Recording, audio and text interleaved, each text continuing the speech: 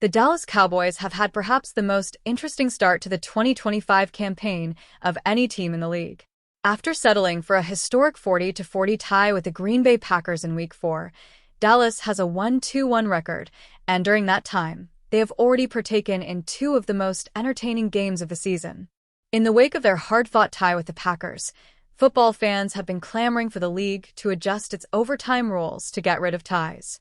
However, when discussing the subject, Cowboys owner Jerry Jones pulled back the curtain on the league's overtime rules and revealed the primary reason why ties are in place.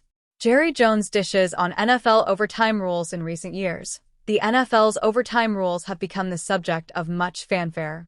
Changes were recently made that allowed both teams the opportunity to possess the ball at least once. Previously, teams that won the kickoff in overtime could immediately receive the ball and win the game without their opponent having an opportunity to respond. Still, there are some flaws when it comes to the league's overtime rules, with the biggest among them in the eyes of fans being that teams can tie. If both teams have the same score when the 10-minute overtime period ends, the game is called a tie, which is a result that often does not appease fans. That conversation has reached a boiling point in the wake of Dallas and Green Bay's 40-point tie. If you are a fan of football, chances are you wanted to see a game of that stature have a true winner. Calls for the NFL to get rid of ties have only increased as a result of this game, but as Jones explained, there's a reason that the league places a limit on its overtime period, and it largely has to do with scheduling, whether it be for their television deals or their own games throughout the rest of the week of action. It's very important to try to look for and try to attain a 3-hour window, Jones said on 105.3 The Fan. It has to do with timing, it has to do with other games, it has to do with the structure of just how much is enough relative to timing with anything, the length of the game. Should the NFL get rid of ties? Many fans point to the overtime rules seen in college football as a more feasible option for ending these tightly contested games. But as Jones notes, there are more restrictions in place for the NFL than college football when it comes to scheduling purposes, which is likely the main reason why games can still end in a tie. There's no doubt it's frustrating when a winner isn't crowned in an NFL game, but it's also important to note that ties aren't exactly a frequent occurrence. Prior to this game, the most recent tie was in 2022. The league's overtime rules could be revisited again this offseason, but based on Jones' comments, it doesn't seem like major changes should be expected anytime soon. The Dallas Cowboys are already thin at wide receiver heading into Week 5, and the situation could get even tougher. Speedster Cavani Turpin is in danger of missing Sunday's matchup against the New York Jets after suffering a foot injury during last week's 40-40 tie with the Green Bay Packers. The availability of Cavani Turpin is in question this week because of a foot injury coming off the Green Bay game, per sources, ESPN's Todd Archer reported. He was not on the field during open portion of practice today. Turpin has carved out a role in the offense as both a receiver and runner, totaling 159 yards on 13 catches and another 23 yards on the ground. He's also a two-time Pro Bowl returner who just delivered his best game of the season, racking up 175 yards on 6 kick returns against Green Bay, including a pivotal 45-yard burst that set up a late touchdown. The Cowboys rewarded Turpin's playmaking ability with a 3-year, $18 million extension this offseason, but his potential absence would be another blow to an already depleted receiving core. Cowboys WR CeeDee Lamb returns to practice field. Cowboys star CeeDee Lamb was injured in Week 3 during a loss to the Chicago Bears.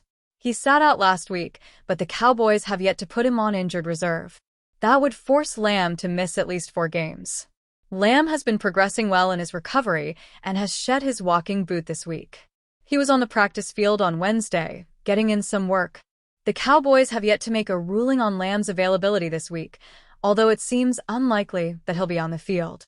Cowboys coach Brian Schottenheimer gave an update on both Lamb and guard Tyler Booker on Wednesday. They're doing good, progressing well. We'll see how the week goes, Schottenheimer said. Cowboys make WR moves ahead of Jets matchup with uncertainty around Lamb and Turpin.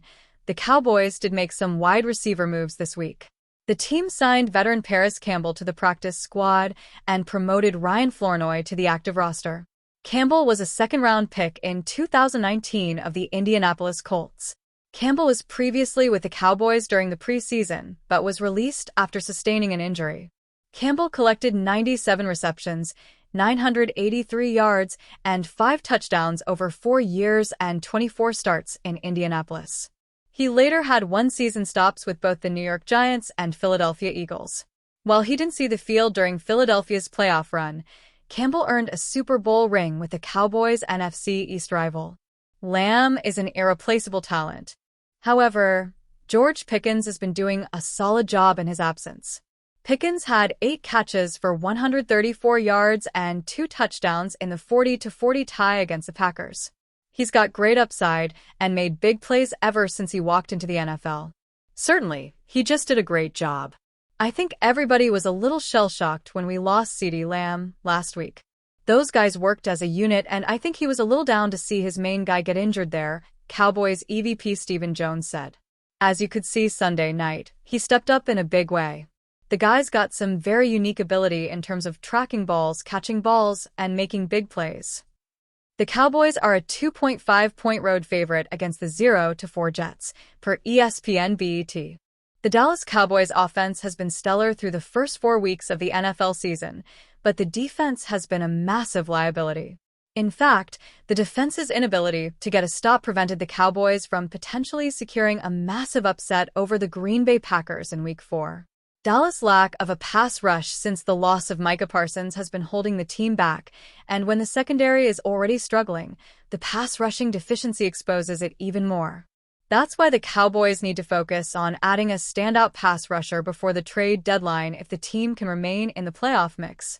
Luckily, there is a perfect candidate for a trade in Cincinnati Bengals All-Pro pass rusher Trey Hendrickson, who led the league in sacks last season with 17.5.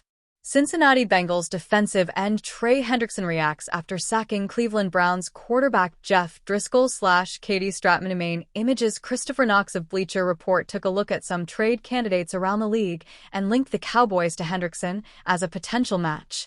With star quarterback Joe Burrow set to miss extended time, the Bengals could watch their playoff hopes vanish as the trade deadline approaches. Knox predicts the asking price for Hendrickson could be a conditional second-round pick, which the Cowboys would have to jump on. Sure, Hendrickson is in line for a contract extension, but he would come at a cheaper price than Parsons, and the team would still have its 2 first-round picks from the trade. It will be interesting to monitor the trajectory of both teams over the next few weeks, but if Dallas can string together some wins while the Bengals struggle, it could end up being a perfect match.